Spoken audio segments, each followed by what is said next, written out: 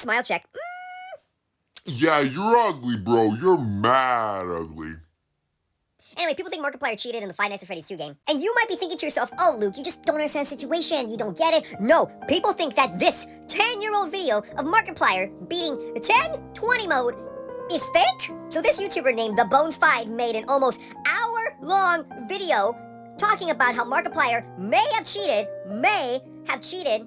in 10-20 mode in Five Nights at Freddy's 2 10 years ago. And one of the examples he gives is that his hair changed in a cut a couple times when playing 10-20 mode. Now, obviously, I can't say much about hair because look at my hair. It's not exactly the most stylish hair, and I've tried. But with that being said, it barely changed, and it had a little part, so I didn't understand that part. But he also talked about how audio cues weren't lining up properly, animatronics were showing up, just stuff that didn't make sense in the video, which, okay, that makes sense.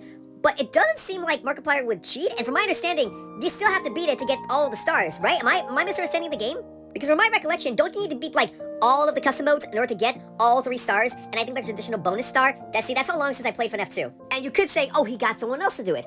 The problem was the game was too new, and people were saying that it was the hardest difficulty of all, I think next to 2020 mode, so it's a little confusing to me. From the video that I watched, it doesn't seem like he cheated. There was some odd cuts and maybe 1 or 2 things that were a little odd, but nothing to really stand out for him saying he cheated, per se. But, I could totally be wrong with that. That doesn't really look like that. But let me know, am I wrong, am I right? Because I think I'm 80-90% sure I'm right on this, because it doesn't make sense. The game came out, it was too new, there wasn't any pros. FNAF 2 back then wasn't, or FNAF at all, wasn't as popular as it is now, because back then it was a baby, it was brand new. Indie horror hadn't been fully developed. Scott pioneered that genre, and so it wouldn't make sense that a pro did it and played it. It just didn't make a lot of sense. If you think I'm right, let me know why, and if you disagree with me, let me know why. I just don't think this is the case. Like I said, it's too new. Not a lot of people were pros at the game, and this was just when Five Nights at Freddy's was starting to get popular, so it wouldn't make sense that there was already this whole group of pros. When the first game came out, not even a few months after that one, I think oh gosh, maybe it was 6 months, wow. Because I remember that coming out, I think Halloween, and then Five Nights at Freddy's 3 came out on Christmas. Dude, I feel old.